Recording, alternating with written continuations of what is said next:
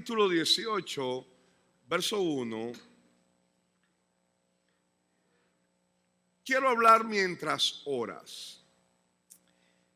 Muchas veces nosotros, o algunos incrédulos o escépticos, piensan que los cristianos perdemos el tiempo cuando oramos.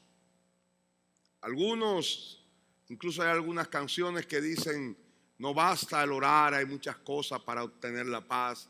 Y ve como una labor infructífera el postrarnos delante de nuestro Dios. Pero la verdad es que nosotros que creemos y que tenemos la fe genuina, sabemos que Dios es galardonador de los que le buscan.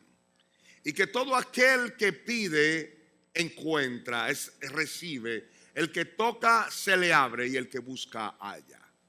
Por lo tanto, nosotros creemos que hay grandes beneficios en llevar una vida de oración, una vida de búsqueda continua a la presencia del Señor.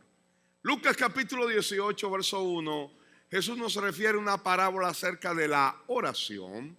Y dice: también les refirió Jesús una parábola sobre la necesidad de orar siempre y no desmayar.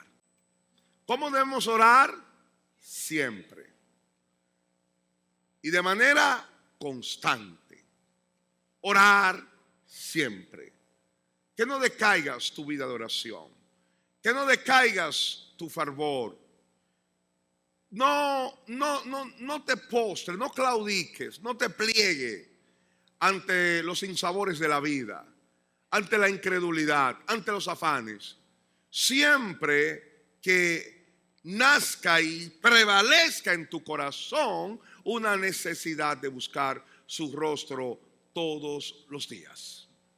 Todos los días. No solamente oramos cuando venimos a la iglesia. No solamente oramos cuando vamos a un círculo de estudio o en una célula. No solamente oramos cuando vamos a comer y decimos: gracias, Señor, por el pan de cada día. No. Oramos o debemos orar todos los días. Lucas capítulo 18 dice que había en una ciudad un juez que ni temía a Dios ni respetaba al hombre. Había también en aquella ciudad una viuda, la cual venía a él diciendo: hazme justicia de mi adversario. Y él no quiso por algún tiempo, pues era un juez injusto, que ni le temía a Dios, pero mucho menos a los hombres. Y él no quiso. Sin embargo, porque esta viuda me es molesta, dijo el juez injusto, le haré justicia, no sea que viniendo de continuo me agote la paciencia. Y dijo el Señor: oíd lo que dijo el juez injusto. ¿Y acaso Dios no hará justicia a sus escogidos, que claman a él día y noche? ¿Se tardará en responderle? Os digo que pronto les hará justicia, pero cuando venga el Hijo del Hombre, ¿hallará fe en la tierra? Él da una parábola acerca de un juez injusto que, a causa de la inoportunidad de esta mujer viuda, a causa de que ella le era molestoso, él decide hacerle justicia, hacerle caso. Y dice el Señor Jesús: si esta mujer que venía de continuo pudo obtener lo que quería con un juez injusto, mucho más vuestro Padre, que es el Padre bueno, que es el juez justo, te hará justicia y responderá tus buenas peticiones delante de él. Amén. ¿O no dice la palabra que si un hijo le pide a un padre pan, le dará una piedra? ¿O quién de ustedes, si su hijo le pide un huevo, le dará una víbora, una serpiente? No. Nosotros, que no somos padres perfectos, podemos dar cosas buenas a nuestros hijos, pues más vuestro Padre que está en los cielos. Él habló de la necesidad de orar, de pedirle a Dios. Es el mismo Jesús que nos dice: pidan y se os dará, clamen, se les responderá. A diferencia del juez injusto, que la visita y la insistencia de esta viuda le era molestoso, Dios no se siente enojado con que nosotros le pidamos lo mismo todos los días. Es más, Dios, voy a llegar más lejos, Dios disfruta que sus hijos le pidamos siempre lo mismo. Todos los días, hoy tú te pones de rodillas y le dices: Señor, imparte un corazón sensible y de carne a mi esposo que ha renegado de la fe en Jesucristo. Mañana vuelve lo mismo.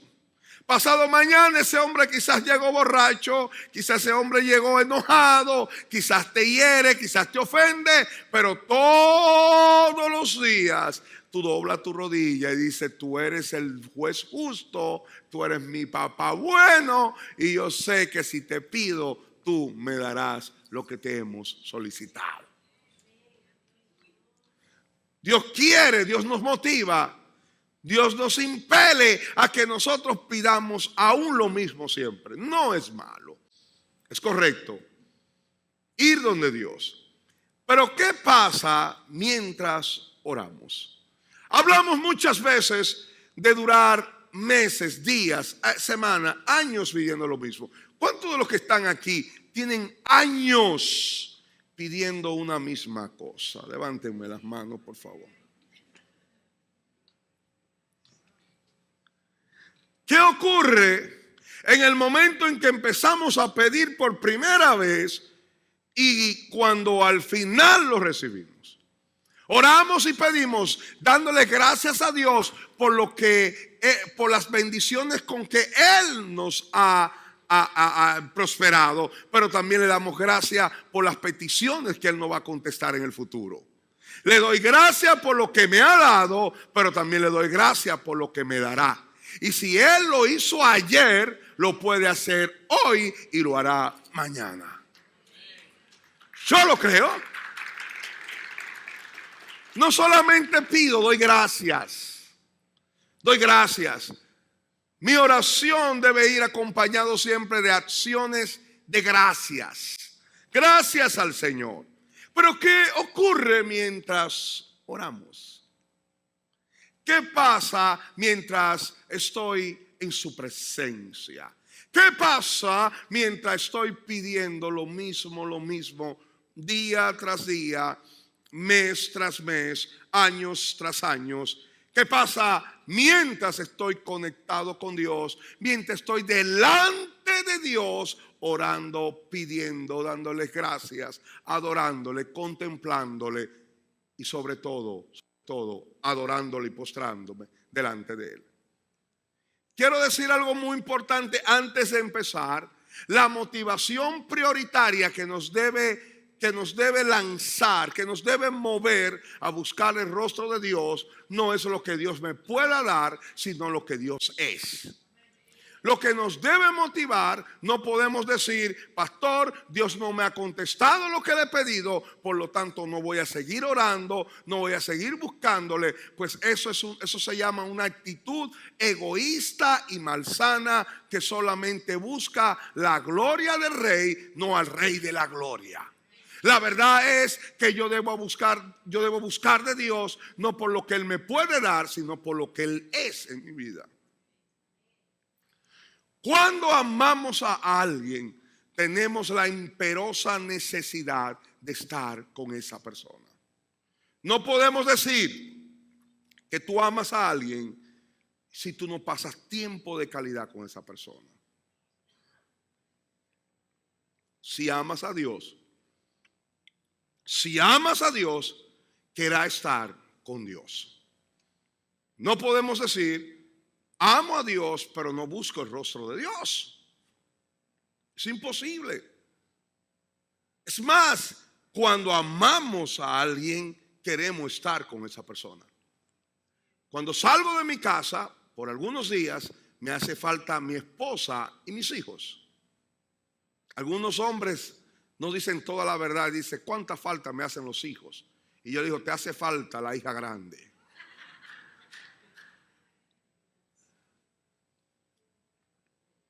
¿Por qué? Porque lo amamos.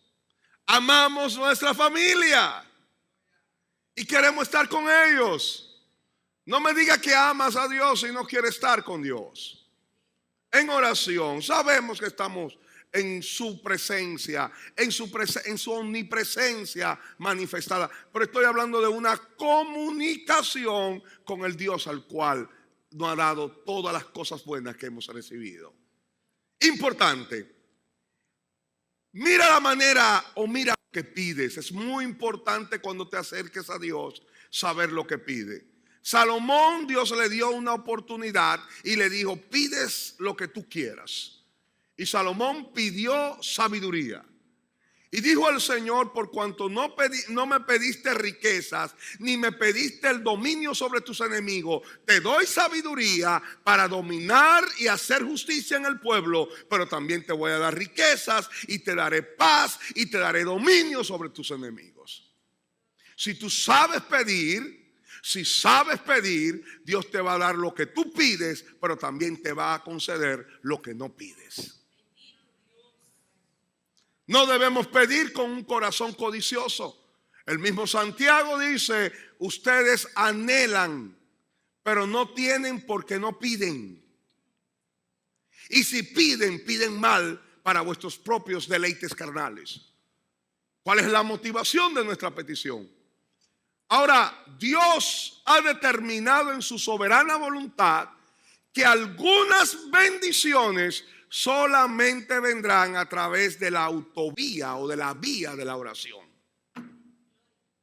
Dios determinó que algunas bendiciones vendrán solo a través de la oración. Santiago dice que muchos cristianos quieren pero no tienen porque no piden a Dios. Por lo tanto, hay bendiciones que Dios nos ha concedido aún sin nosotros orar. Muchos de ustedes son salvos. Muchos de ustedes tienen la fe de Dios. Muchos de ustedes tienen tantas cosas hermosas y posiblemente tú nunca se lo pediste a Dios, pero por cuanto Dios te ama, Dios en su misericordia te la concedió.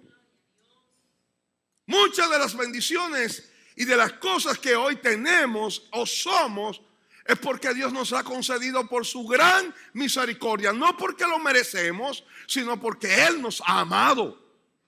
Pero hay bendiciones que Dios ha determinado en su soberana voluntad que solo vendrá a través de la oración. Por eso dice el Señor: pide y recibe, toca y se le abre, llama y se responderá. Por lo tanto, quiero concluir con esto, que el cristiano que ora es mucho más bendecido que el que no ora.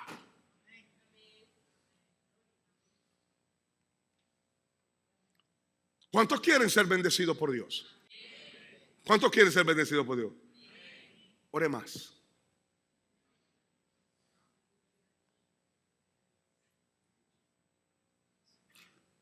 Dios es galardonador de los que le buscan. Dios es galardonador de aquellos que le buscan mientras oramos. Dice la palabra que había un profeta llamado Elías. Israel estaba sumido en una apostasía desastrosa, pues Israel le había dado la espalda a Dios y había adorado a los dioses, a los Baales, a la diosa Astoret y a todos esos dioses de los cananeos. Se había postrado y había abandonado la verdadera adoración que solamente se le debe dispensar a nuestro Dios. Y dice la palabra que a través del profeta Elías Dios trajo una sequía que duró 3 años y medio. En Primera de Reyes, capítulo 18, nos habla del momento en que Dios decide poner fin a esta espantosa sequía sobre todo Israel. Primera de Reyes, capítulo 18, verso 1, dice que pasado muchos días vino palabra de Jehová a Elías en el 3er año diciendo: ve y muéstrate al rey Acab y yo haré llover sobre la faz de la tierra. ¿Qué dijo el Señor? Ve y muéstrate porque se termina la sequía. Declaramos en esta noche que muchas sequías se han de terminar porque viene lluvia de parte de Dios.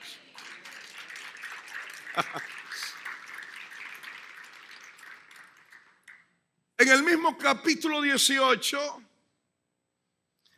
verso 41, entonces Elías dijo a Acab: sube, come y bebe, porque una lluvia grande se oye. ¿Que suba a dónde? A Jezreel. ¿Qué es Jezreel? La capital del reino de Israel. ¿Por qué subir? Porque quedaba un poco más alto. ¿A cuántos kilómetros? 30, 40 kilómetros del Monte Carmelo, donde ellos estaban. Sube y celebra. El que cree es más feliz que el que no cree. Porque se goza cuando lo cree, pero se regocija cuando lo ve. Los incrédulos solamente se gozan cuando ven lo que Dios ha hecho contigo. Sube, come, celebra. Elías subió a la cumbre del Carmelo. Mire la diferencia. Uno subió a comer y otro subió a orar. ¿De cuál grupo tú eres?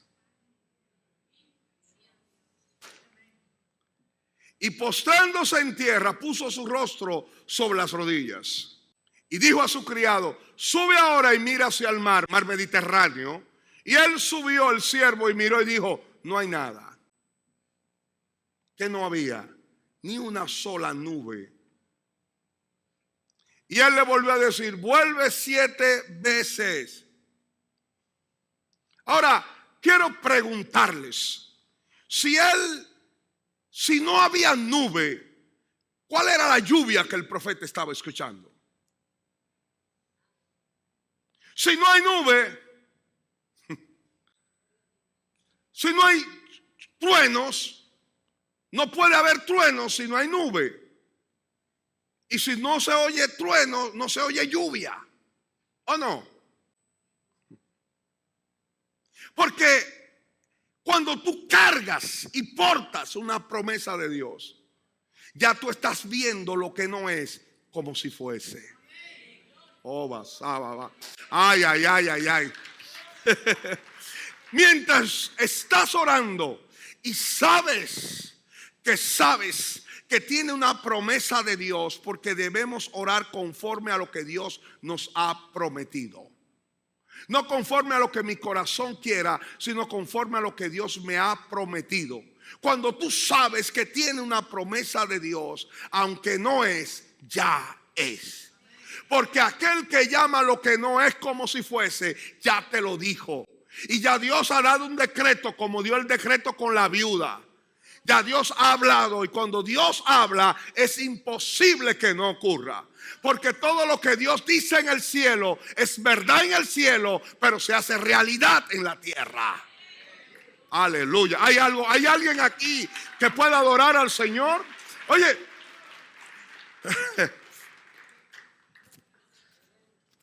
no había nubes. Y a la 7ª vez dijo: yo veo una pequeña nube como la palma de la mano de un hombre. Una pregunta: ¿por qué razón? Yo quiero hacerle ponerlos a pensar. Si Dios prometió lluvia, ¿por qué Elías tuvo que orar para que lloviera?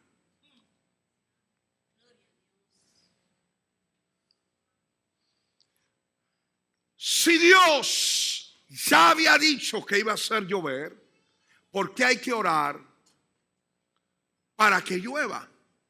Porque hay bendiciones que Dios ha determinado. Diga conmigo: hay bendiciones que Dios ha determinado que vengan solo a través de la oración. Tú decides si lo retrasa o lo establece conforme a lo que Dios quiere. Pero la lluvia que Dios tiene para nosotros no la va a recibir otro, la recibimos nosotros. A la 7ª vez yo veo una pequeña nube como la palma de la mano de un hombre que sube del mar. Y él dijo: ve y di acá, unce tu carro y desciende para que la lluvia no te ataje. Y aconteció que estando en esto, que esa pequeña nubecita se convirtió en una gran nube que cubrió los cielos y todo se oscureció. Y dice que los cielos se oscurecieron con nubes y viento y hubo una gran lluvia, y subiendo Acab vino a Jezreel. Acab salió en su carruaje real, unció su carro y salió corriendo. Y la mano de Jehová estuvo sobre Elías, el cual ciñó sus lomos y corrió delante de Acab hasta llegar a Jezreel. Un milagro. Un hombre no puede correr más que un carruaje lleno de los mejores caballos de Israel. Pero Dios estuvo sobre él, él corre y llegó primero 40 kilómetros después.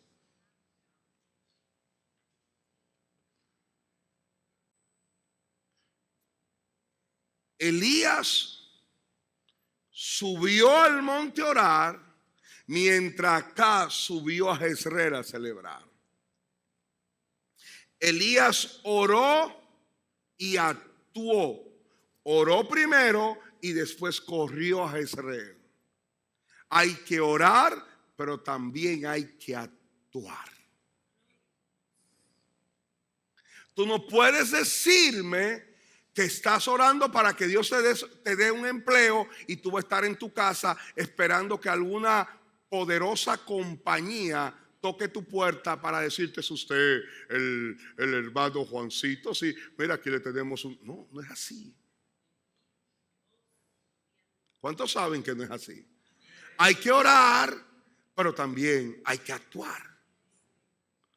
Usted no puede orar para que Dios le dé una esposa y no hacer nada.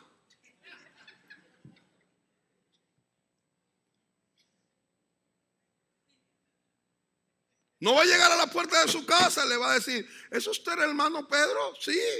Pues yo soy la mujer que usted ha orado para casarme con usted. Una rubia de 5'10", ojos azules, con aquí con una cadena y con una ciudadanía americana acá colgándole. Yo ya ciudadana americana, vengo a casarme. No es así. ¿Cuántos saben que no es así? ¿Cuántos saben que no es así? Hay que orar, pero también hay que actuar. Hay que orar para que Dios derribe los muros de Jericó, pero hay que darle 7 vueltas a Jericó. ¿Cuántos saben eso? Yo tuve que darle 25 vueltas a mi Jericó, pero cayó.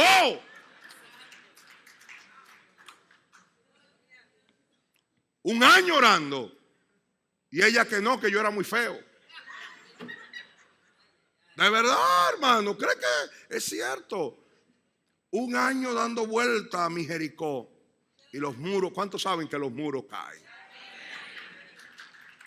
Aleluya, ¿cuántos están aquí?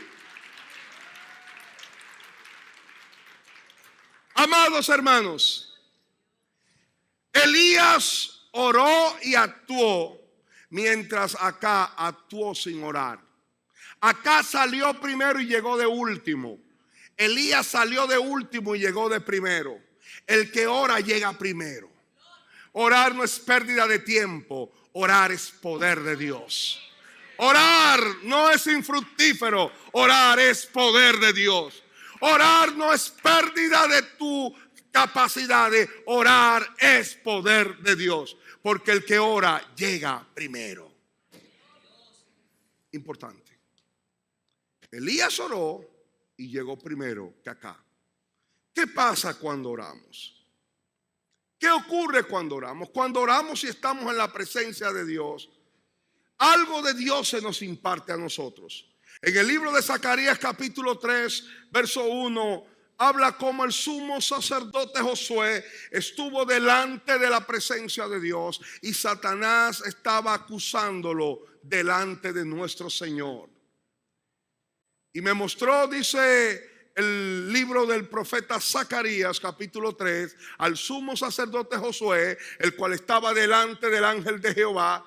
¿Quién es este ángel de Jehová? Esto es una cristofanía, un Cristo preencarnado. Y Satanás estaba a su mano derecha para acusarle. Él es nuestro acusador, quien está acusándonos día y noche. Pero también tenemos un abogado defensor que se llama el Cristo de la gloria. ¿Cuántos saben eso? Y dijo Jehová a Satanás: Jehová te reprenda, oh Satanás, Jehová que ha escogido a Jerusalén te reprenda. ¿No es este un tizón arrebatado del incendio? Nosotros, como escogido de Dios, como iglesia de Cristo, somos tizones arrebatados de la condenación eterna. Fuimos escogidos entre las naciones para servir a un Dios poderoso. Y Josué estaba vestido de vestiduras viles y estaba delante del ángel. Y habló el ángel y mandó a los que estaban delante de él diciendo: quitadle esas vestiduras viles. Y a él le dijo: mira que he quitado de ti tu pecado y te he hecho vestir de ropas de gala. El sumo sacerdote es aquel que representa al pueblo delante de Dios. El profeta representa a Dios delante de los hombres. Y él estaba vestido de ropas viles. El ropaje habla de nuestras acciones, de nuestras actitudes. Por eso dice Apocalipsis que a la iglesia arrebatada se le concedió que se vistiera de lino fino, que son las obras justas de los santos. Y dice que estando delante de Dios, Satanás estaba acusando al sumo sacerdote Josué de todas las cosas y los improperios que él había cometido. Y dice que el Señor se levantó, nuestro Cristo poderoso, y dijo: Jehová te reprenda, Satanás, Jehová te reprenda. ¿No es este hombre un tizón arrebatado del incendio? Y mandó que le quitaran sus ropas viles y se le dio un ropaje de gala. ¿Qué significa esto? Que cuando estamos en la presencia de Dios, Dios nos imparte su amor, su misericordia, su perdón, sus cualidades divinas vienen por su gracia en nuestra vida. Cuando estamos en su presencia, algo de Él se nos imparte, algo de Él viene a nuestras vidas. En la medida en que estamos con Jesús, nos pareceremos más a Jesús. Cuando estamos delante de Él, Él nos dará ropajes de gala. Nos quitará todos esos ropajes viles, todas esas actitudes, esas acciones en su presencia, en su gloriosa presencia, ante su luz inmarcesible. Algo viene en nuestras vidas que nos imparte su dominio propio, su sabiduría, su amor, su compasión, su paciencia, su bondad, su benignidad. Cuando estamos en la verdadera comunión y comunicación con Dios, delante de su presencia, su luz, su gloria hace que nosotros empecemos a parecernos más a Dios. Señores, miren cómo el mismo Moisés, que estuvo 40 días y 40 noches en el monte, al descender, dice que el rostro le brillaba y puso un velo para que la gente no pusiera sus ojos en su semblante, que resplandecía como la luz del sol. Cuando alguien está en la presencia, le cambia el semblante.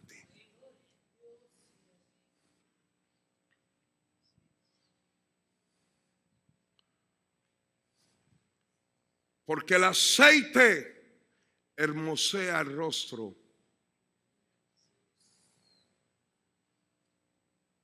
Las vestiduras viles se van.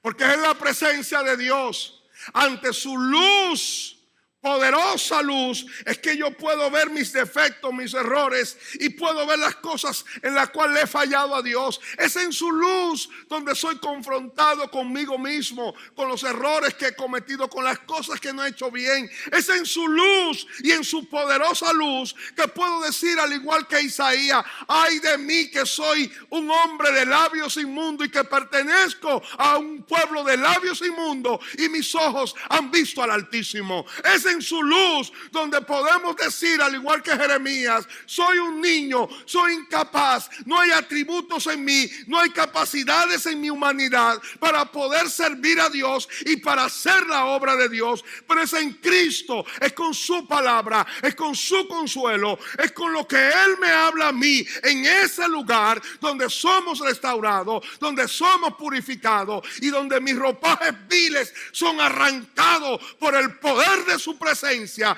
y somos vestidos de ropas de gala conforme a la imagen del Cristo de la gloria. Cuando estoy en su presencia, Dios imparte. Si tú le pides a Dios, Señor, quiero poner un ejemplo, necesito un carro para poder trabajar, Dios te lo puede dar. Pero si tú le pides a Dios amor, su benignidad, sus virtudes, Él te lo regala. Pastor, es que yo tengo un problema de ira. Necesito dominio propio. Tú puedes ir donde el Señor y decir, Señor, dame tu templanza. Pastor, es que yo soy una persona que hoy estoy alegre, pero mañana estoy que muerdo. Dios te puede dar, eso es intemperancia. La gente le llama bipolar, la Biblia le llama intemperantes. Dame tu templanza. Dame tu templanza. Dame tu templanza. Hazme sólido, no cambiante. Constante, no inconstante. Señor, es que tengo inclinaciones a la pornografía. Señor, libérame de la pornografía. Dame tu templanza, tu dominio propio. Estoy dando ejemplo. Usted puede hacerlo. Y Dios va a hacer. Estoy afectado de homosexualidad. El Señor puede sanar tu condición. Hay poder en la sangre de Cristo. Hay poder en la sangre de Jesús.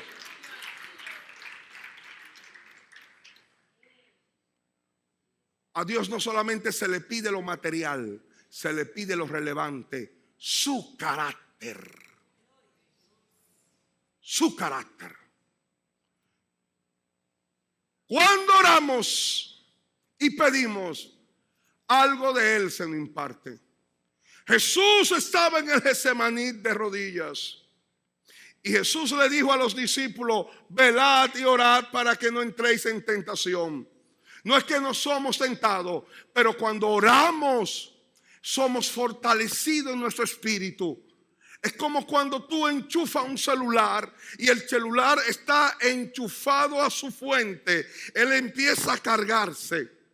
Y al final, cuando ya dice que la carga está completa, tú lo puedes usar. Pero así como es ese aparatico inteligente, así somos nosotros en nuestro espíritu cuando no oramos, cuando no leemos la palabra, cuando no estamos delante de Dios. ¿Qué pasa? Que nos descargamos y nos apagamos. Por eso dijo Pablo, no apaguéis el espíritu. Pero en el momento en que llevamos fortaleza en nuestra vida de oración, en nuestra vida de lectura diaria, cuando venga el momento de la tentación, estaremos tan fuertes y tan fortalecidos en el espíritu que podemos decirle al pecado no, podemos decir a los pensamientos insinuosos de Satanás no, podemos decirle a todo ataque del diablo no se puede. Nuestra coraza estará tan endurecida que no podrá penetrar ante los ataques diabólicos de los dardos de fuego del infierno en contra de nuestras vidas, pues estamos fuertes en el Señor. Por eso dice Pablo, hacer morir la carne por el espíritu. Contrólalo. El original dice, somételo a control. Controla la carne mediante una vida fuerte en el espíritu. Mientras oramos, número uno, Dios nos imparte su carácter. Mientras oramos, Dios nos da fuerza. Mientras oramos, Dios nos levanta y nos da ánimo, nos da gozo. La palabra del Señor dice en Isaías capítulo 40, los muchachos se fatigan y se cansan, los jóvenes flaquean y caen, pero los que esperan a Jehová tendrán nuevas fuerzas, levantarán alas como las águilas, correrán y no se cansarán, caminarán y no se fatigarán. Muchos confían en su dinero, otros confían en algunos hombres, otros confían en su poder, otros confían en los políticos, pero nosotros tenemos nuestra confianza en Jehová de los ejércitos. En Él esperaremos. Muchos salen primero y están tan lejos de ti que apenas ellos te pueden ver, pero al cabo del camino y de la carrera de su vida se cansan, flaquean y caen. Pero aquel que tiene su esperanza puesta en Dios, aquel que dobla su rodilla y dice: yo creo las promesas de Dios, dice la palabra que aunque vengan tiempos de debilidad, Dios te dará nuevas fuerzas. Dios te cambiará el plumaje como las águilas y vas a volar a nuevas alturas espirituales en Cristo Jesús. Dios te va a cambiar el pico, Dios te va a cambiar las garras como las águilas, y Dios te hará un hombre y una mujer renovado en el poder del Espíritu Santo. Muchos se cansan, muchos caen, muchos salieron de primero, pero terminan cayendo. Mas aquel que tiene su confianza en Dios no perecerá, sino que tendrá nuevas fuerzas. ¿Qué ocurre mientras oro? Dios me da fuerza. Dios me imparte sus atributos, sus virtudes. Dios me imparte dirección. Dios me confronta. ¿Qué pasa mientras oro? Por último, Jesús dijo: orad por los que, bendecid a los que os maldicen y orad por los que os persiguen y os ultrajan. Cuando nosotros oramos por nuestros enemigos y doblamos nuestras rodillas, algo pasa en nuestro corazón, que empezamos a amar a nuestros enemigos. Perdónenme, lo voy a decir de esta manera, pero para mí ha sido así. La única manera que he podido amar a mis enemigos es orando por ellos. Porque muchas veces tú puedes perdonarlo hoy, pero el enemigo te recuerda lo que te hizo él mañana y la herida vuelve a abrirse. Pero cuando tú oras por alguien y tú lo bendices, algo ocurre en el corazón. Algo va a ocurrir en tu corazoncito que tú empezarás a amarlo. Señores, amar a un enemigo no es entendible en la mente humana. Es imposible en el concepto de los hombres, pero solo en Cristo se puede hacer. Orad por vos. ¿Por qué Dios nos dice que bendigamos a los que nos maldicen? Que oremos por los que nos persiguen. Señor, muchas veces cuando Dios me pide esas cosas y doblo mis rodillas, parece que la oración no puede salir de mi alma y parece que empiezo a orar con voz trémula, empiezo a gaguear un poco, pero a medida en que establezco mi voluntad y digo: oh Señor, yo lo bendigo, bendigo sus hijos, levántalo, prospero. Y mientras voy orando y mientras voy intercediendo, algo empieza a ocurrir en mí, que Dios empieza a impartir amor por aquellas personas que son tan difíciles de amar.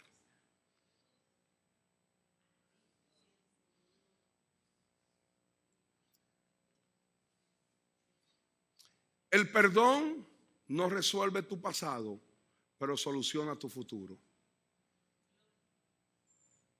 Repito, el perdón no cambia tu pasado. Ya hicieron lo que te hicieron, ya te lo hicieron.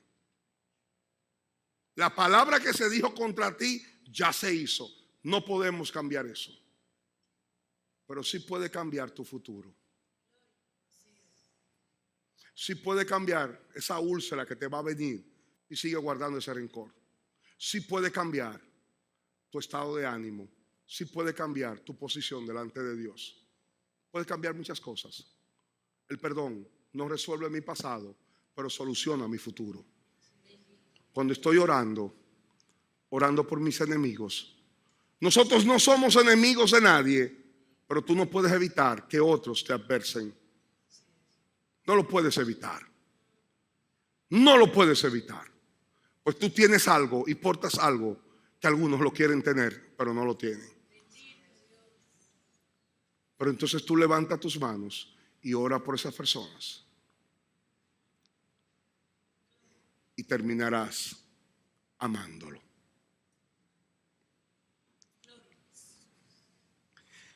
He terminado con una palabra muy fuerte y a la vez confrontativa, porque al hablar de esto he activado la imaginación de todos. Orar todos los días. Pastor, usted sabe lo que ese hombre me hizo. Pastor, usted tiene alguna idea de lo que él dijo.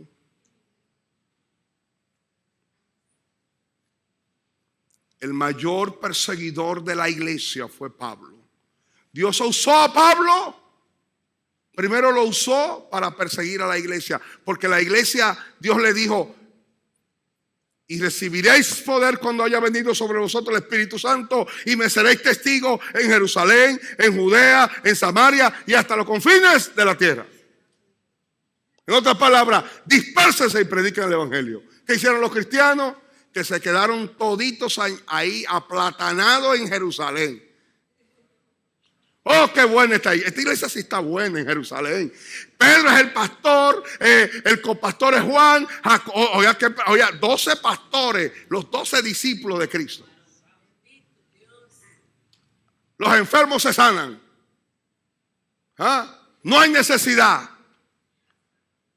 La gente vende lo que tiene, nadie pasa hambre. ¿Qué iglesia más buena es esta? Y dice el Señor: voy a usar un instrumento poderoso. Saulo. Y Saulo se introdujo y lo persiguió y lo dispersó a todos por Judea, por Samaria y hasta los confines de la tierra. Y ellos, donde quiera que iban, iba predicando el evangelio. Por lo tanto, Dios usa aún a los enemigos para glorificar el nombre de Jesús. Y después que lo usó, se convirtió en el apóstol de los gentiles.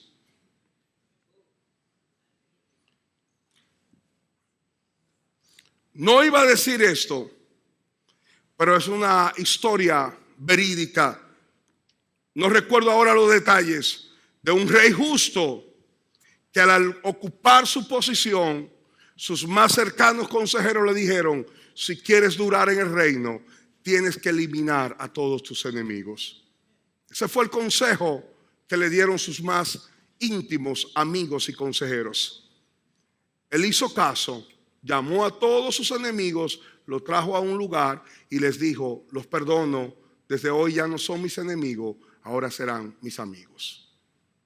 Le dijeron: pero ¿cómo usted hizo eso? Dice: hice lo que ustedes me dijeron, los eliminé como enemigo y ahora lo acepté como amigo.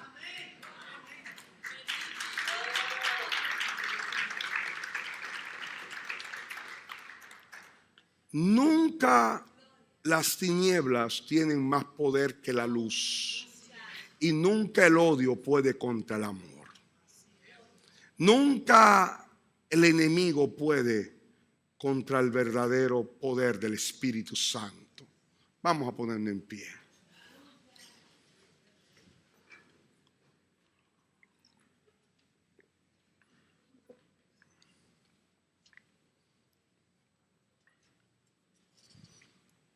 Aleluya, aleluya, aleluya, aleluya. Gracias, Señor. Gracias, Señor.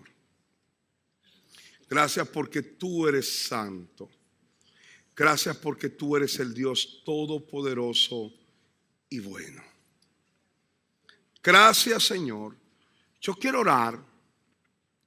Y quiero darle un momento al Espíritu Santo. Dios es quien pone el querer. Diga conmigo: Dios es quien da el querer como el hacer. La pasión por la oración viene de Dios. Yo sé que tenemos que disponernos en nuestra voluntad humana, pero nosotros recibimos de parte del Espíritu Santo ese deseo de orar. ¿Cuántos quieren orar horas? Hay muchos que no pueden orar ni 10 minutos. Se distraen. Algo ocurre en su mente que no pueden permanecer. Señores, oración no es perorata, no es hablar. La Biblia dice que cuando te acerques a la presencia, busca más escuchar que hablar. ¿Cuántos oídos nos dio Dios? ¿Cuánto? ¿Y cuánta boca? Para que escuchemos el doble de lo que hablamos.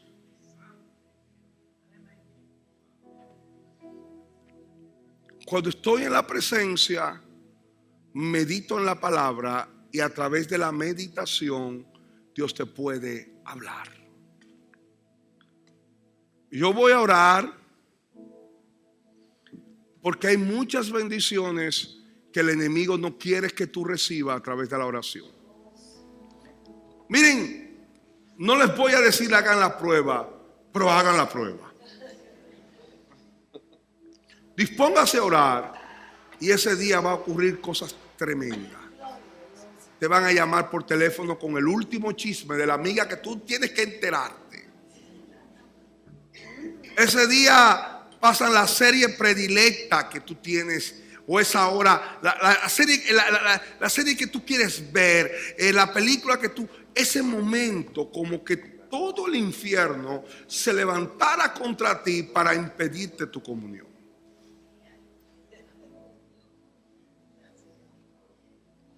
Por favor, no existe momento de oración con celular en la mano.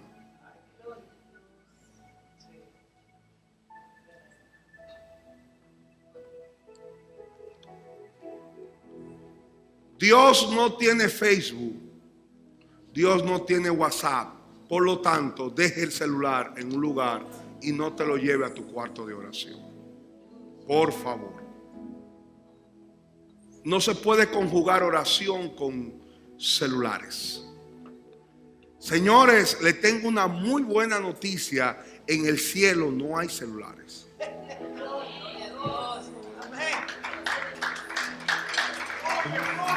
En el cielo no hay Facebook, no hay Twitter. Me gusta esa palabra. En el cielo no necesitamos eso. Pues Dios puede hablar con todos a la vez. Por favor, busque la presencia. Dígale al Señor en esta noche: Señor, repite conmigo: Señor, quiero estar contigo. Quiero tener el fervor de Daniel. Dígalo que usted se puede escuchar. Quiero tener el fervor de Daniel, que oraba 3 veces al día y que nada impedía su comunión contigo. Déjeme ahora orar. Espíritu Santo,